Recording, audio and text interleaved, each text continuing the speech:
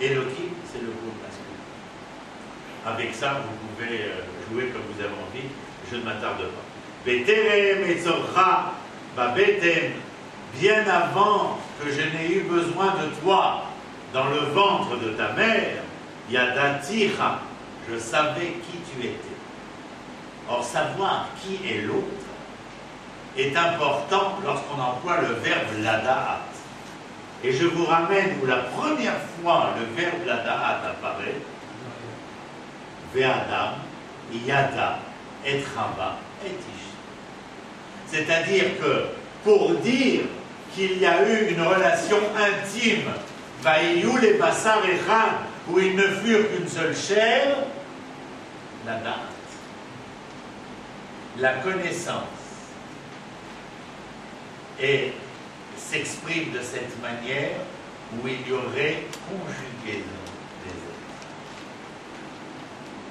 D'ailleurs, c'est parce qu'il y aura conjugaison des êtres qu'il y aura une possibilité de conjugalité. C'est parce qu'il y a une conjugaison des êtres. Or, la conjugaison des êtres est dans ce mot da'at. Juste pour vous donner un peu d'esprit et vous empêcher de dormir comme il faut.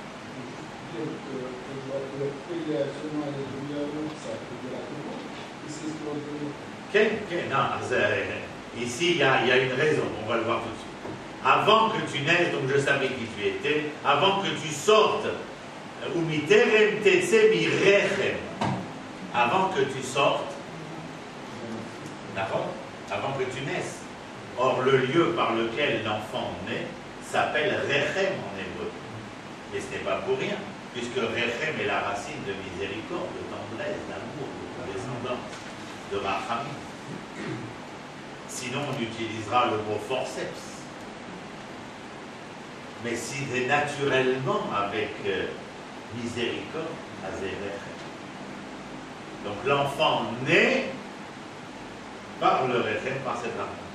Et je t'ai sanctifié. Navi la goïm natatira, et j'ai fait de toi un prophète pour les nations. Je t'ai donné aux nations comme prophète. Penseriez-vous par hasard que M. Yirmiyahu était prophète d'Israël? Pas seulement. Dieu le sanctifie comme prophète des nations.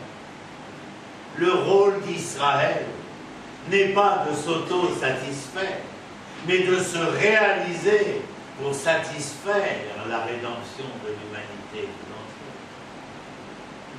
Il ne s'agit pas d'un rôle autocritique simplement, mais où cette autocritique, cette remise en question de ce que je suis, est pour le bien-être et le devenir de l'humanité tout entière. Quel est le verbe qu'emploie pour cela l'Éternel? La tête. Quand je donne en français, je donne. Si je parle verlan, je dis nedo. Mais si je ne parle pas verlan, donner, c'est donner. Ça marche dans un sens. Je donne. En hébreu, le verbe donner se lit de la même manière, dans les deux, vice-versa. C'est-à-dire que celui qui donne va recevoir. Et celui qui a reçu va donner. Il y a une dynamique dialogale dans le fait de donner. C'est-à-dire que je ne donne pas. Je ne donne pas gratuitement, mais je ne donne pas. Je donne pour créer une dynamique dialogale. C'est ce verbe noter.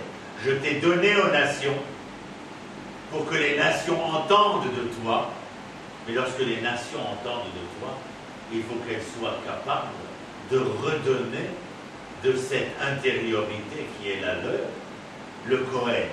Kohen, ce n'est pas un nom qui existait, c'est un nom qu'on a donné pour une fonction. Le Kohen s'appelait Lévi, Monsieur Lévi. La famille des Kohanim, ce sont les gens qui vont l'échaen. Et parce qu'ils vont l'échaen prendre fonction d'eux, on les a appelés des Kohanim. Et c'est parce qu'ils sont des Kohanim chez Mechaanim qui vont donner les Varech et Amo Israël, Be'ahava, avec amour. Ils vont donner de cela. Seder. Mais c'est-à-dire que dans cette volonté de sanctifier, d'offrir, d'octroyer, de donner, il y a une dimension dynamique qui va et qui vient. Les choses ne sont pas à sens unique. Toute la réalité de l'existence prophétique ou de l'existence de la dimension toranique, de l'être toranique, elle est dans ce mouvement de bas et de haut. Alors, Vachem. Donc,